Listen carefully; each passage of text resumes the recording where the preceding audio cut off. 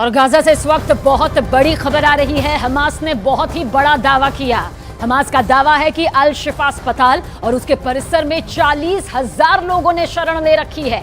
देखिए, बड़ी संख्या, 40,000 लोगों ने शरण ले रखी है और इजराइल इन 40,000 आम लोगों को मारना चाहता है, उनका खात्मा करना चाहता है।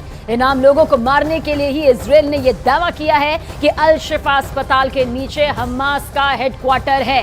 दरअसल इजराइल के प्रधानमंत्री बेंयामिन नेतन्याहू ने एक वीडियो जारी किया जिसमें यह दिखाया गया कि अस्पताल के नीचे हमास का हेडक्वार्टर है और यह वीडियो भी इस वक्त आपके सामने मौजूद है।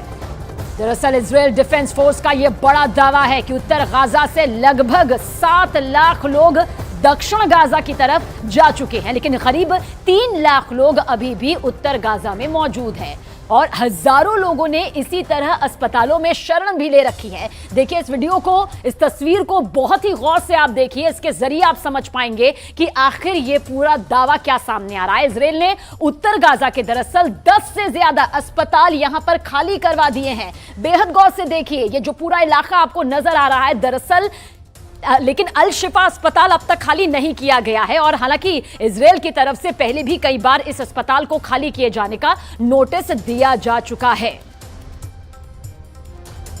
और अब आगे बढ़ते हैं। अमेरिका के एक बहुत बड़े एक्शन से हम यहां पर इस खबर को लेंगे। दरअसल अमेरिका ने यह एक्शन हमास के सबसे बड़े हमदर्द ईरान के ठिकानों पर किया है। अमेरिका ने ईरान से जुड़े इस्लामिक रिवॉल्यूशनरी गार्ड कॉर्प्स के ठिकानों पर एयर स्ट्राइक कर इसे निस्त नाबूद कर दिया। दूसरी तरफ आतंकी संगठन हमास का हिमायती चीन का लड़ाकू विमान अमेरिका के विमान से भिड़ते भिड़ते बचा और इसी के साथ साथ हमास इजराइल महाजंग में रूस की भी अब एंट्री हो गई है। सवाल यह है कि क्या इजराइल हमास की यह जंग धीरे धीरे तीसरे विश्व युद्ध की तरफ बढ़ चला है?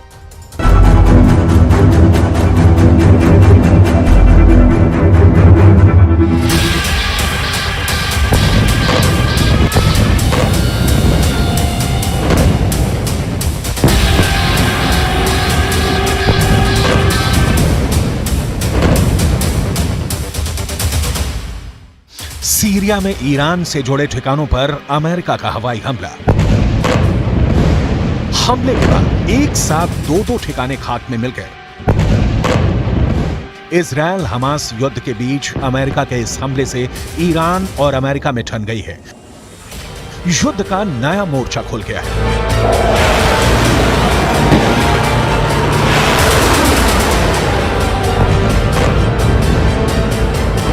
दक्षिण चीन सागर में चीन का लड़ाकू विमान अचानक अमेरिका के विशाल बॉम्बर के सामने आ गया। दोनों के बीच का फासला सिर्फ 10 फीट रह गया था। फिर क्या हुआ? क्या अमेरिका के बॉम्बर से भिड़ गया चीन का लड़ाकू विमान या दुम दबाकर भाग खड़ा हुआ? इसे आगे तफसील से बताएंगे और इस भिड़ंत का पूरा वीडियो भी दिखाएंगे। अभी बस इतना जान लीजिए कि ऐसा कर चीन ने एक बार फिर यह साबित कर दिया है कि वो अमेरिका से लड़ने को तैयार बैठा है। सवाल है, क्या अगर अमेरिका इजराइल के साथ जंग में कूदा तो चीन भी युद्ध में अमेरिका के खिलाफ कूद पड़ेगा?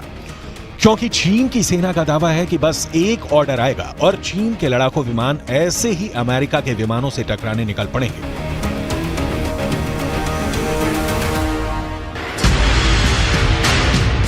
हमास का एक प्रतिनिधिमंडल गुरुवार को ईरान के विदेश मंत्री के साथ रूस पहुंचा। हमास का प्रतिनिधिमंडल ऐसे समय में मॉस्को का दौरा कर रहा है जब इजराइल गाजा पट्टी में हमास के ठिकानों को तबाह करने में लगा है। हमास की तरफ से रूस में हुई इस मीटिंग की तस्वीरें जारी की गई हैं। आगे पढ़ें। इससे पहले इस तस्वीर में दिख रहे लोगों को जान लीजिए। बाएं से पहले है बस्सेम नईम। नईम हमास के इंटरनेशनल रिलेशन हेड है। दूसरे हैं मिखाइल बोगदानोव। मिखाइल बोगदानोव ये रूस के उप विदेश मंत्री हैं, मिडिल ईस्ट में पुतिन के विशेष दूत हैं।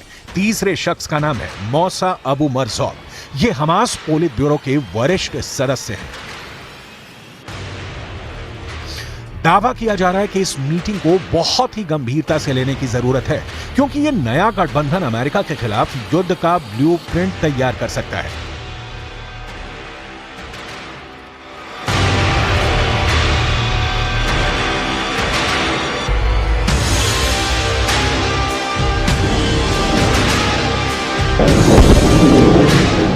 रूस, ईरान और हमास अगर एक साथ मिलकर अमेरिका के ठिकानों पर हमला करते हैं तो अमेरिका के पलटवार से विश्व युद्ध शुरू हो सकता है, क्योंकि मिडिल ईस्ट में मौजूद अपने ठिकानों पर हो रहे हमलों का बदला अमेरिका कैसे लेता है, इसकी एक झलक अमेरिका के इन हवाई हमलों में मिलती है।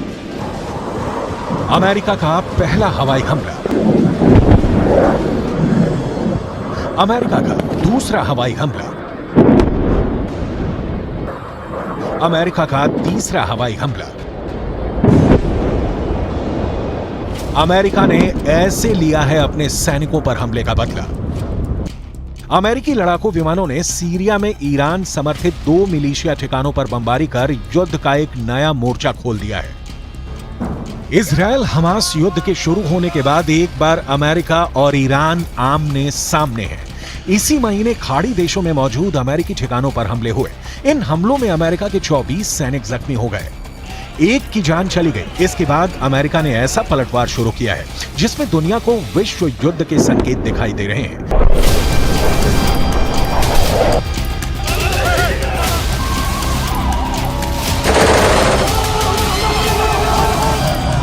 सीरिया और इराक में मौजूद ईरान समर्थित मिलिशिया पर हमला करके अमेरिका ने ईरान को बहुत ही बड़ा संदेश दिया है। अमेरिकी रक्षा सचिव लॉयड ऑस्टिन ने कहा है कि संयुक्त राज्य अमेरिका संघर्ष नहीं चाहता है और आगे की शत्रुता में शामिल होने का उसका कोई इरादा नहीं है, लेकिन अमेरिका की सेना के खिलाफ ये ईरानी समर्थित हमले अस्वीकार्य हैं और इन्हें रोका जाना चाहिए। ईरान अपना हाथ छिपाना चाहता है और हमारी सेनाओं के खिलाफ इन हमले में अपनी भूमिका से इनकार करना चाहता है।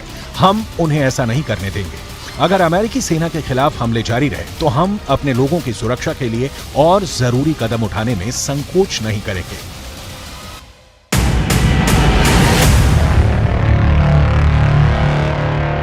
वरिष्ठ अमेरिकी सैन्य अधिकारियों के मुताबिक अमेरिका ने इस हमले को अपने 2 F-16 लड़ाकू विमानों से अंजाम दिया है।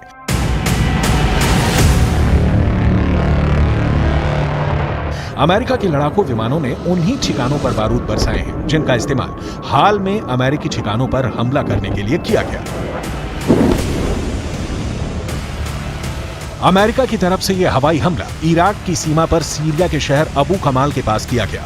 अमेरिका का दावा है कि यहां ईरान के रिवॉल्यूशनरी गार्ड कॉर्प्स ने अपने हथियारों और गोला बारूद का डिपो बना रखा है। इसके काफी नजदीक अमेरिका का एक अहम ठिकाना भी मौजूद है जिसे हाल में कई हमलों में निशाना बनाया गया है।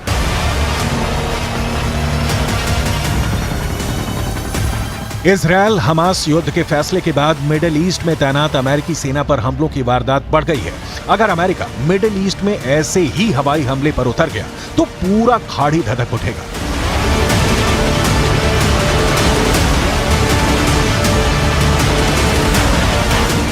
सीरिया में हमले के बाद दक्षिणी लेबनान का नंबर आ सकता है। दक्षिणी लेबनान के साथ साथ इराक और यमन में भी अमेरिका पलटवार कर सकता है।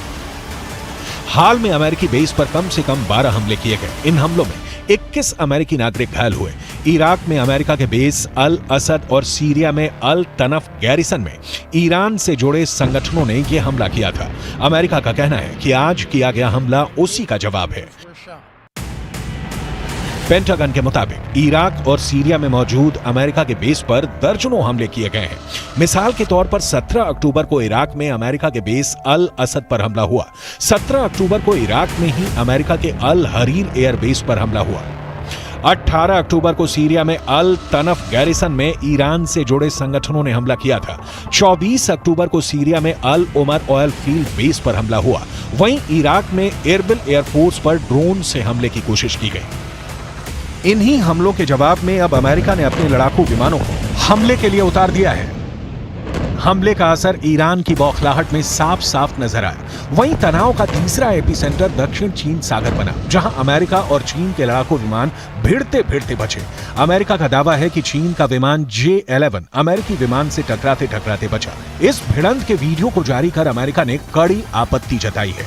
इस वीडियो में साफ तौर पर दिख रहा है कि किस तरह से चीनी विमान पीछे से आकर अमेरिका के B-52 के करीब पहुंच जाता है। चीन का लड़ाकू जेट B-52 बम वर्षक विमान के 10 फीट से भी ज्यादा करीब आ गया था। चीन के लड़ाकू पायलट की ऐसी हरकतों की वजह से दोनों ही जहाज के आपस में टकराने की आशंका बढ़ गई थी। इस करीबी मुठभेड़ को पेंटागन ने आक्रामक करार दिया है।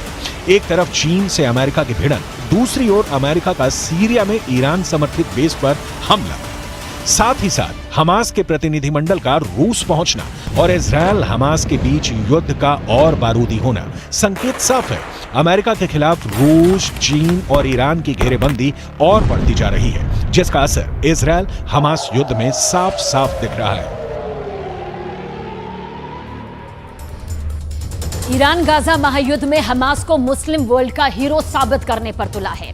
ईरान ने तो डंके की चोट पर कह दिया कि मुस्लिम लड़ाकों से इजरायल और अमेरिकी जंग जीत ही नहीं पाएंगे।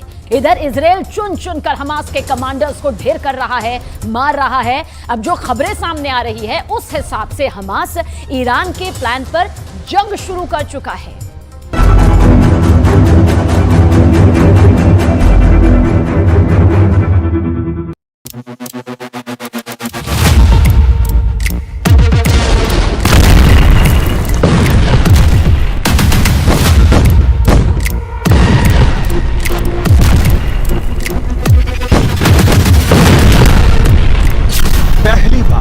ईरान से हारेगा इजरायल।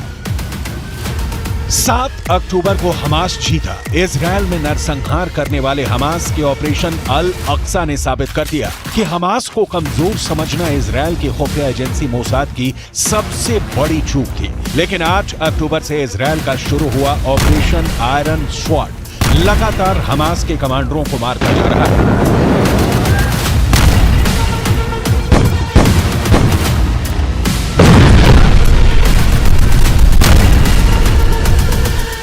गाजा पट्टी में ऐसा खून खराबा हो रहा है कि पूरी दुनिया सन्न है। यहां तक कि 22 मुस्लिम मुल्कों से बनी अरब लीग तक इजरायली हमलों को रोकने के लिए एड़ी चोटी का जोर लगा रही है। इधर ईरान अकेले अपने दम पर हमास को बचाने के लिए जुट गया है। रूस और चीन की शय पर ईरान ने हमास को ऐसे ऐसे रॉकेट और हथियार दे दिए हैं कि इजरायल भी गाजा पट्टी में जमीनी हमले करने से पहले 100 बार सोच रहा है।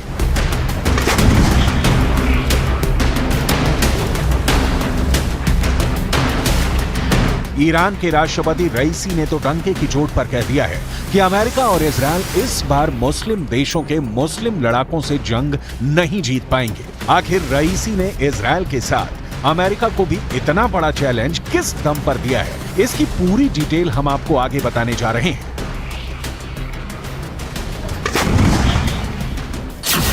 मुस्लिम लड़ाकों से नहीं जीत पाएगा इजरायल। गाजा युद्ध को ईरान इस्लाम के खिलाफ युद्ध साबित करने पर जुटा हुआ है। यही वजह है कि ईरान ने सऊदी अरब, मिस्र, लेबनान, जॉर्डन, इराक, सीरिया जैसे मुल्कों को ईरान युद्ध में झोंकने की कोशिश कर रहा है। खुफिया खबरों के मुताबिक लेबनान, हमास और हिजबुल्लाह के 2,55,465 लड़ाके इजरायल से आर पार की जंग करने जा रहे हैं। इजरायली सेना के खिलाफ हमास ने सुरंगों से भयानक मोर्चा खोल दिया है, जबकि लेबनान बॉर्डर की तरफ से हिजबुल्लाह ने उत्तरी दिशा से हमले बेहद तेज कर दिए हैं, जबकि सीरिया की तरफ से भी जंग शुरू हो चुकी है। अब इंतजार है सऊदी अरब, इराक और मिस्र किस तरह से इजरायल पर हमला करते हैं। फिलहाल हमास के हमलों के साथ सड़क पर फिलिस्तीनी और हमास समर्थक जमकर नारेबाजी और प्रदर्शन कर रहे हैं।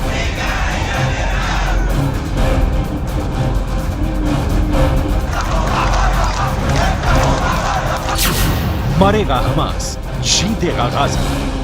أرضنا وأرض أجدادنا لن نتخلى عنها حتى لو سالت دماءنا جميعا. لن نتخلى عنها ولن نرحل. هم يريدون منا الترحيل، احنا لن نرحل. احنا قاعدين في أرضنا، في بلادنا، في أوطاننا. لن نرحل عن هذه الأرض.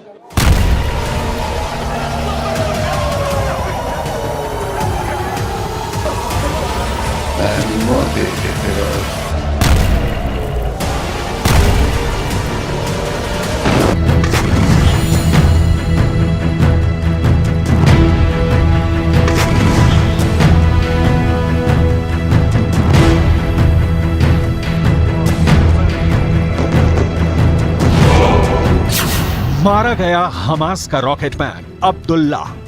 वहीं दूसरी तरफ इजरायल ने ईरान को धमकी देते हुए कहा है कि अगर गाजा युद्ध में ईरान कूदा तो पूरे ईरान को राजधानी तेहरान में दफन कर देंगे।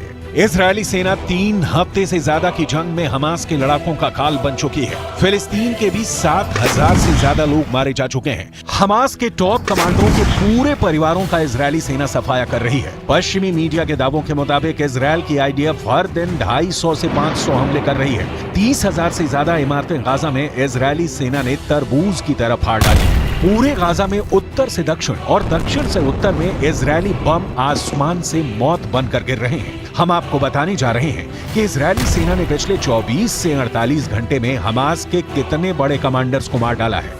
हमास के ठिकानों, कमांड सेंटर, सुरंगों और रॉकेट लॉन्चर्स को इजरायली सेना बुरी तरह से तबाह कर रही है। आईडीएफ ने बताया है कि उनके हमले में हमास का रॉकेटमैन हसन अल अब्दुल्ला मारा गया है। उत्तरी गाजा से इजरायल की तरफ दागे जाने वाले रॉकेट्स की जिम्मेदारी अब्दुल्ला के पास थी।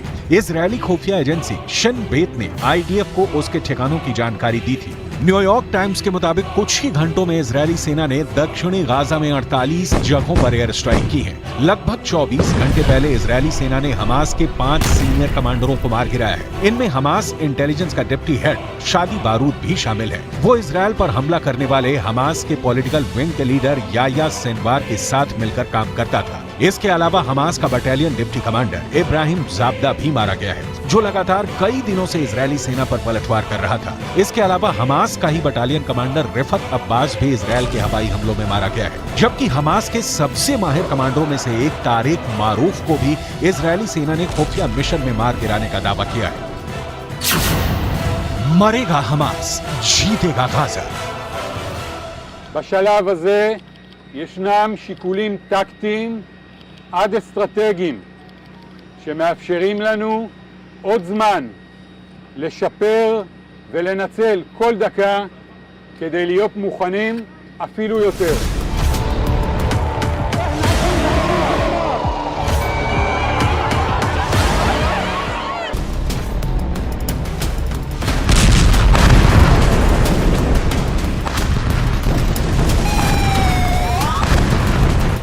हमास के पास रूस की एंटी टैंक मिसाइलें और रॉकेट आ चुके हैं। खबर ये भी आ रही है कि ईरान ने हमास को हजारों की तादाद में रॉकेट, कम दूरी की मिसाइलें और भारी संख्या में ड्रोन दे दिए हैं। वहीं दूसरी तरफ स्पेशल फोर्स की तरह लड़ने वाले हिजबुल्लाह के 45,000 लड़ाकों को इजरायल पर किसी भी वक्त बड़ा हमला करने के लिए तैयार रहने को कहा गया है। जबकि ईरान ने 5,75,000 सैनिकों को हमले के लिए पूरी तरह से तैयार रहने का आदेश दे दिया है। लेकिन दूसरी तरफ इजरायल ने जंग के सारे तौर तरीके पूरी तरह से बदल दिए हैं। इजरायली सेना जमीनी हमले न करने का नाटक कर रही है, शांति की बात कर रही है, जबकि हकीकत में इजरायली सेना हमास के लड़ाकों और समर्थकों को चुन चुन कर मारने के लिए सभी घातक हथियार और तरीके इस्तेमाल कर रही है।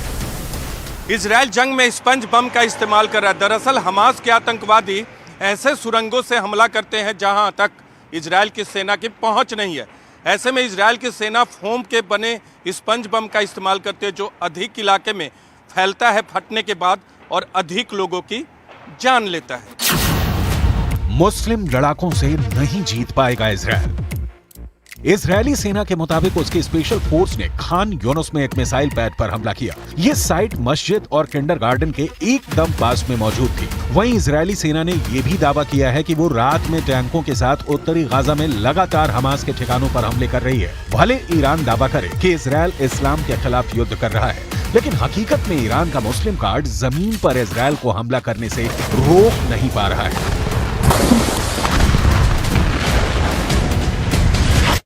हमास बंधक बनाए करीब 200 लोगों में से सिविलियन की रिहाई के लिए तैयार है, लेकिन इसके एवज में हमास ने जो मांग की है वो है इजरायल के जेलों में बंद 6,000 फिलिस्तीनियों की रिहाई।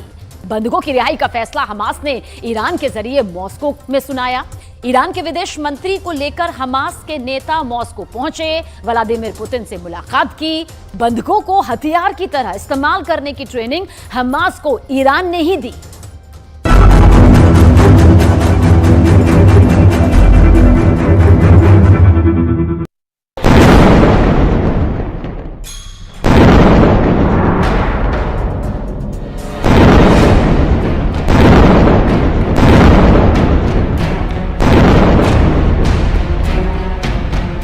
कितने बंधक?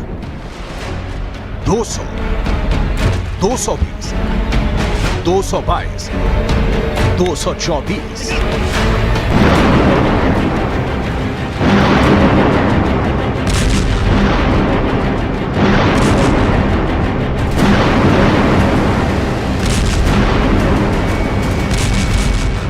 गाजा पट्टी की जलती जमीन के नीचे बनी सुरंगों में हमास के आतंकवादियों ने कितने विदेशियों को कैद किया है, एग्जैक्ट आंकड़ा किसी के पास नहीं है। इन विभिन्न देशों के बंधकों के साथ हमास क्या सलूक कर रहा है, किसी को नहीं पता। इन बंधकों की कभी रिहाई होगी भी या नहीं, किसी को नहीं पता। इन बंधकों की लाशें भी इनके परिजनों तक पहुंचेंगी या नहीं, किसी को नहीं पता। मौत की भट्ठी में जिंदगी के लिए तरसते बंधकों का क्या होगा। 7 अक्टूबर की सुबह इजरायल के इलाकों में हमास यमराज बनकर प्रकट हुआ। गोली मारी, गला काटा, जला दिया और करीब 222 लोगों को बंधक बनाकर गाजा पट्टी ले गया।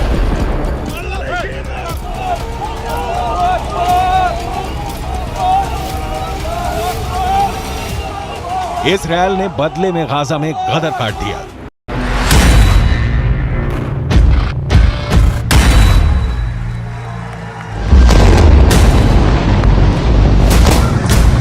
लेकिन इन 222 लोगों की जान तलवार की नोक पर अब तक लटकी हुई है।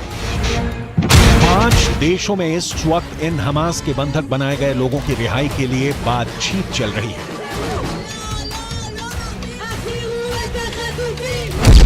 रूस, ईरान, कतर, मिस्र और तुर्की। बंधकों की रिहाई को लेकर सबसे ताजा रिपोर्ट मॉस्को से आई है। हमास के नेता ईरान के विदेश मंत्री को लेकर रूस के राष्ट्रपति व्लादिमीर पुतिन से मिलने रूस पहुंचे। पुतिन ने हमास से क्या कहा, इसकी डिटेल आगे। लेकिन अभी बंधकों को लेकर पुतिन के साथ बैठक के बाद ईरान ने जो कहा है वो जानना बहुत जरूरी है। इसके बाद दिखाएंगे कि इजरायल की इस पर क्या प्रतिक्रिया आई है। is ready to release civilian prisoners. On the other hand, the world should support the release of 6,000 Palestinians held in Israeli prisons.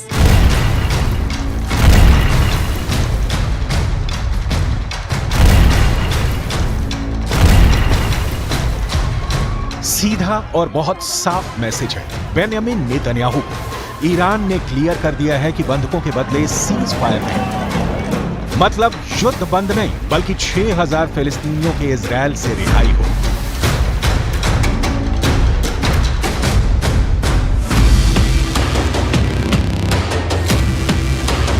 Israel ने कई सालों में फिलिस्तीन के हमास आतंकियों को अपनी जेलों में कैद रखा है। ईरान उनकी रिहाई की मांग हमास की ओर से कर रहा है। लेकिन सवाल है, क्या हमास की ये डिमांड इजरायल को मंजूर होगी या नहीं।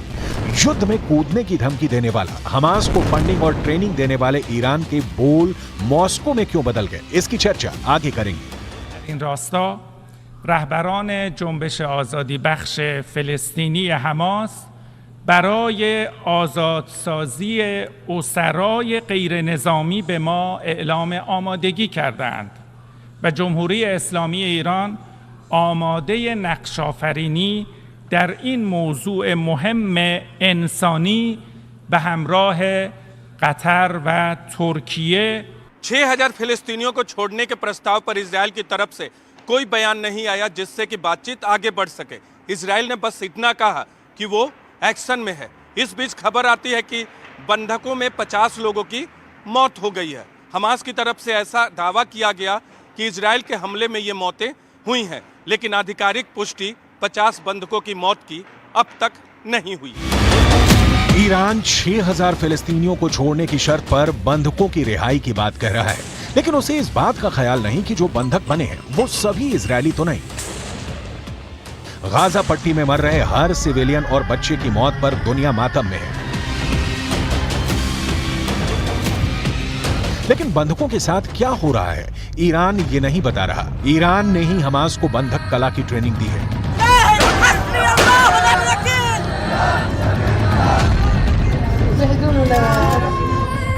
और अब ईरान ही ये सारा ड्रामा रच रहा है। ऐसा पहली दृष्टि में स्पष्ट दिखता है, लेकिन ईरान के इस चाल की डिटेल आगे। अभी बंधकों की डिटेल देखते हैं। इजरायल के मुताबिक 138 बंधकों के पास विदेशी पासपोर्ट है। कई लोग दोहरी नागरिकता वाले हैं। इनमें 15 अर्जेंटीना के हैं, 12 अमेरिकी हैं, 6 फ्रेंच हैं, 6 रूस के नागरिक हैं, 1 चीन का नागरिक है, 1 श्रीलंका का है, 2 तंजानिया के हैं और 2 फिलीपींस से हैं।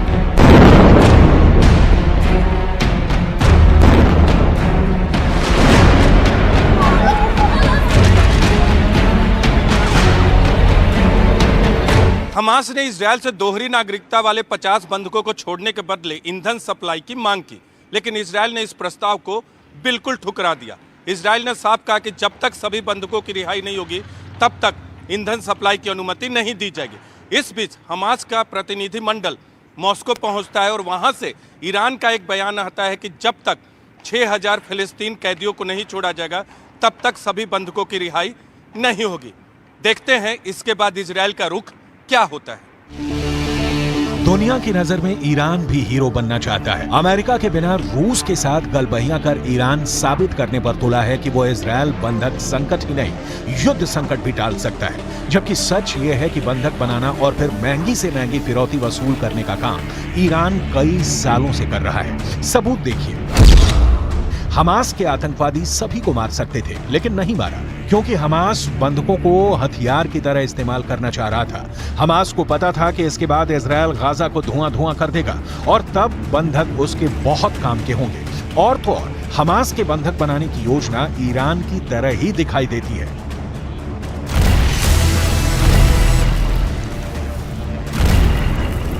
ईरान बंधकों का कूटनीतिक इस्तेमाल कर आर्थिक फायदे उठाने के लिए बदनाम रहा है।